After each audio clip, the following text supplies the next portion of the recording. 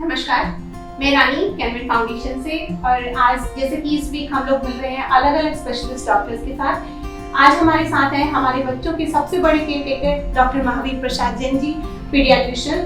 He is having 28 years of experience in pediatrician and he is currently the president of IOB Gurgaon. So welcome doctor, और मेरे साथ हैं मेरी colleague Pinky Verma जी। So welcome doctor.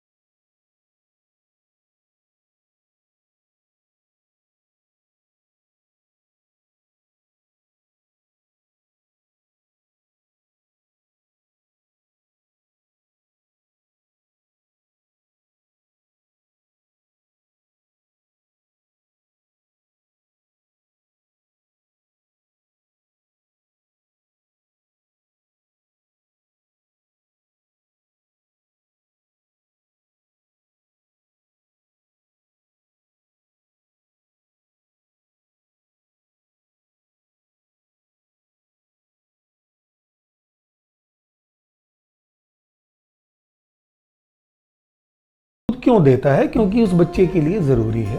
वही दूसरी बात, दूध जो होता है वो स्पीसीज स्पेसिफिक होता है। हम अगर ये कहें कि भाई हम माँ की बजाय माँ का दूध ना पिला के गाय का दूध पिलाएं, गाय का दूध बहुत अच्छा है लेकिन वो गाय के बच्चे के लिए अच्छा है। अपने जो बच्चे के लिए जो दूध बना है वो माँ का दूध बना है क्योंकि वो उसी के लिए बना है। तो ये कहना कि इम्पोर्टेंट नहीं, ये ज़रूरी है, माँ को दूध पिलाना ही पिलाना है किसी भी सूरत में। दूसरी बात जो आपने कही लाइफ स्टाइल की, या कुछ कई बार हमारी समस्याएं होती हैं, या कुछ कि भाई ऑफिस ज्वाइन करना है, तो इन सब चीज़ों के लिए उसको डॉक्टर से मिलके आप ये कर सकते हैं। पहली बात तो आजकल सरकार ने 6 महीने की मैटरनिटी लीव दे रही है, तो 6 महीने तक अगर माँ ने सिर्फ अपना दूध पिलाया है तो वो काफ़ी अच्छी बात है। उससे बच्चे को काफ़ी अच्छी ताकत भी मिलेगी, वज़न भी अच्छा बढ़ेगा और बच्चे को काफ़ी कुछ रोगों से लड़ने की शक्ति भी मिलेगी। लेकिन फिर भी अगर माँ को अगर ज्वाइन करना है तो वो आजकल क्रैचेस भी हैं ऑफिस में, वो बच्चे को साथ ले जा सकती है, वहाँ फीडिंग करा सकती है। फिर भी अगर उससे बात ना बने तो अपना दूध एक्सप्रेस करके वो रख सकती है और उस एक्सप्रेस मिल्क को चम्मच से पिला सकते हैं। और जो माँ अपना दूध निकाले उसको रूम टेम्परेचर पे 4 घंटे के लिए रख सकते हैं और फ्रिज में हम 24 घंटे तक प्रिजर्व कर सकते हैं और बच्चे को वाटर बाथ में गर्म करके उस दूध को आराम से चम्मच की सहायता से पिलाया जा सकता है। 6 महीने तक सिर्फ माँ का दूध, 6 महीने के बाद थोड़ा थोड़ा ऊपर का खाना देना शुरू करिए, लेकिन माँ 2 साल तक अगर बच्चे को दूध पिलाए तो वो सबसे अच्छा है। उससे बच्चे का ग्रोथ भी बहुत अच्छा होगा, बच्चे का IQ बहुत अच्छा बनेगा और सारी चीज़ों में बच्चे को बीमार होने के चांसेस बहुत कम रहेंगे। दूध, माँ का दूध और इम्यूनाइजेशन, 2 एक ऐसी चीज़ें हैं जो कि बच्चों को बीमारियों से बहुत ज़्यादा बचाते हैं, तो इन दोनों चीज़ों का हमें ध्यान रखना है। डॉक्टर, मेरा नेक्स्ट क्वेश्चन है, आजकल जब बच्चा होता है तो उसको जॉन्डिस हो जाता है, पैदा होते ही पीलिया हो जाना बच्चे को बहुत कॉमन हो गया है, तो ये कितना डेंजरस है और माँ और बेबी दोनों के लिए क्या प्रिकॉशंस हैं? पीलिया हो जाना कोई नई बात नहीं है कि अभी होने लगा है। पीलिया पहले भी होता था, लेकिन शायद पहले क्योंकि माँ और बच्चा एक अंदर कमरे में, अंधेरे कमरे में ज़्यादातर रहते थे, तो वहाँ पे इस चीज़ का मालूम नहीं चल पाता था। क्योंकि जो जॉन्डिस होता है न्यूबॉर्न को, वो फिजियोलॉजिकल जॉन्डिस होता है। वो शरीर में कुछ ऐसे बदलाव होते हैं न्यूबॉर्न के, उसकी वजह से वो जॉन्डिस होता है। हालांकि कुछ बीमारियां भी होती हैं, लेकिन ज़्यादातर बच्चों को सिर्फ फिजियोलॉजिकल जॉन्डिस होता है। वो होता है, शुरू में थोड़ा बढ़ता है, उसके बाद हफ्ते के बाद घटना शुरू हो जाता है। तो बहुत ज़्यादा घबराने की ज़रूरत उसमें नहीं है।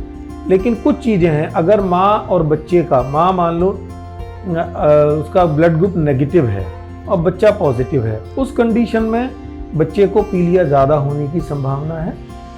अगर ब्लड ग्रुप इनकम्पेटिबिलिटी है तो भी बच्चे को पीलिया होने की ज़्यादा संभावना है। या उसके अलावा कुछ बच्चों को कुछ बीमारियों की वजह से भी पीलिया ज़्यादा हो सकता है। उस कंडीशन में तकरीबन ये मान के चलो कि 100 में से 2 या 3 बच्चे ऐसे होते हैं जिनको हमें एडमिट करके फोटोथेरेपी या दूसरे उपाय या इलाज करने पड़ते हैं। अदरवाइज 95 से 97% बच्चे जो होते हैं उनको पीलिया होता है और वो अपने आप ठीक हो जाता है। तो उसमें कोई घबराने की बात नहीं है, ये भगवान की देन है, क्योंकि उसको भगवान पूरे सिस्टम को दोबारा से हम नेचर जो है वो तैयार कर रही है बच्चे को। सो मेरा नेक्स्ट क्वेश्चन है कि जैसे बच्चों में माल न्यूट्रिशन बहुत कॉमन है, जैसे बच्चा पैदा होता है तो भी हो जाता है, बड़े होते होते भी हो जाता है, तो उसके लिए हम क्या केयर कर सकते हैं, क्या प्रिवेंशन? माल न्यूट्रिशन डेफिनेटली आपने बिल्कुल सही कहा। माल न्यूट्रिशन 2008 में या 2010 में एक रिपोर्ट आई थी, तो उसमें ये बताया गया था कि हिंदुस्तान के 45% बच्चे माल नरिश्ड हैं या स्टंटेड हैं। तो डेफिनेटली वो एक बड़ा चिंताजनक विषय था। और ज़्यादातर बच्चों को अगर हम देखें हमारे जैसे भारत या इस तरह की दूसरी कंट्रीज़ में, जो माल न्यूट्रिशन होता है वो ज़्यादातर खाने की और प्रोटीन की कमी की वजह से होता है। कुछ बीमारियां सिर्फ ऐसी होती हैं जैसे माल एब्जॉर्प्शन सिंड्रोम या कुछ और दूसरी बीमारियां, जिसकी वजह से भी माल न्यूट्रिशन हो सकता है। लेकिन प्राइमरली बच्चे को पूरा खाना ना मिलना और संतुलित खाना ना मिलना, ये माल न्यूट्रिशन के कारण है। माल न्यूट्रिशन से डेफिनेटली बच्चे के चांसेस होते हैं कि वो ज़्यादा बीमार होता है, उसके विकास में बाधा पड़ती है, उसके मानसिक विकास में बाधा पड़ती है। बार बार फिर बीमार होने की वजह से बच्चे को फिर दोबारा से माल न्यूट्रिशन ज़्यादा बढ़ सकता है। तो ये सारी चीज़ें जो हैं माल न्यूट्रिशन की वजह से हो सकती हैं। डॉक्टर साहब, जैसे अलग अलग मौसम में बच्चों को अलग अलग तरह की बीमारियां हो जाती हैं, तो आप हमारे दर्शकों को बताइए कि वो किस तरह की बीमारियां और हम उनसे कैसे प्रोटेक्ट कर सकते हैं अपने बच्चों को। अभी जैसे जो ये सीज़न है, मानसून का सीज़न जो है, इसमें कुछ बड़ी पर्टिकुलर बीमारियां होती हैं, उनको हम मानसून मेलेडीज़ बोलते हैं या मानसून फीवर बोलते हैं। उसमें मेनली जैसे पिछले कुछ सालों से आप लोगों ने भी देखा होगा, डेंगू एक बड़ा कॉमन है, मलेरिया बहुत कॉमन है, चिकनगुनिया बहुत कॉमन है। इसके अलावा पीलिया बच्चों में बड़ा कॉमन है, जो हेपेटाइटिस ए इन्फेक्शन की वजह से होता है, जिसमें ज़्यादातर पानी जो होता है उसको कंटामिनेशन की वजह से होता है। इसके अलावा अभी कुछ और नई बीमारियां जैसे अभी हमने पिछले कुछ दिनों में देखी हैं, स्पेशली लेप्टोस्पायरोसिस और रिकेशियल फीवर, वो भी कुछ एक ऐसी बीमारियां हैं जो कि बच्चों में इस सीज़न में पर्टिकुलरली होती हैं। तो ज़्यादातर बीमारियां जो इसमें हैं वो वेक्टर बॉर्न हैं। वेक्टर बॉर्न से मतलब होता है कि वो मच्छर या किसी दूसरे जो एनिमल्स हैं उनसे फैलती हैं, वो उसके कैरियर्स होते हैं। तो सबसे पहली चीज़ तो ये कि हम सब ये ध्यान रखें कि अपने घर में या घर के आसपास कहीं भी पानी जमा ना हो। कहीं पानी जमा है उसको खाली करने का प्रयास करें। मच्छरों का ध्यान रखें, उनके लिए दवाइयाँ हैं, तेल है, बहुत सारी चीज़ें जो भी हैं जिससे कि मच्छर पैदा ना हो। तो इन सब चीज़ों का और पानी का बहुत ध्यान रखें, क्योंकि कई बार जो हेपेटाइटिस ए या जॉन्डिस जो होता है कि पानी हमारा साफ़ हो, अगर कोई गड़बड़ है तो पानी को उबाल के पिएं। अपनी पानी की टंकियों को हम मानसून से पहले अच्छे से साफ़ कराएं। इन सब हाथ धोने का बहुत ध्यान रखें। Hand washing is one thing जो कि बहुत सारी बीमारियों से हमें बचाती है। जैसे हम कोरोना के लिए भी बार बार कहते हैं कि भाई 3 चीज़ें हैं, मास्क लगाओ, सोशल डिस्टेंसिंग रखो और हैंड सैनिटाइजेशन करो। तो ये सब चीज़ें बाकी दूसरी चीज़ों में भी हमें बचाती हैं, तो इन सब चीज़ों का हमें ध्यान रखना है। डॉक्टर साहब, जैसा कि आज के टाइम पे सभी जानते हैं कि आज के टाइम पे जो खान पान है वो पहले वाली बात नहीं है, तो हमारे बच्चों के लिए कौन सा खान पान सबसे बेस्ट है आज के टाइम पे और क्या चीज़ हमें अवॉइड करनी चाहिए उनके लिए? खान पान जो बेस्ट है, नेचुरल फूड और बैलेंस फूड, दो चीज़ें हैं। प्रोसेस फूड ना हो, जिसको हम जंक फूड बोलते हैं। आपका घर का बना हुआ शुद्ध खाना, लेकिन संतुलित खाना, जिसमें कार्बोहाइड्रेट्स, प्रोटीन्स और फैट तीनों ठीक मात्रा में हो, साथ में उसमें मिनरल्स और विटामिन्स की मात्रा ठीक हो। मीन्स आपको बच्चे को रोटी भी खिलानी है, चावल भी खिलाना है, उसको सारी सब्जियां भी खिलानी है, उसको दूध भी देना है, दही भी देना है, फ्रूट्स भी देने हैं। तो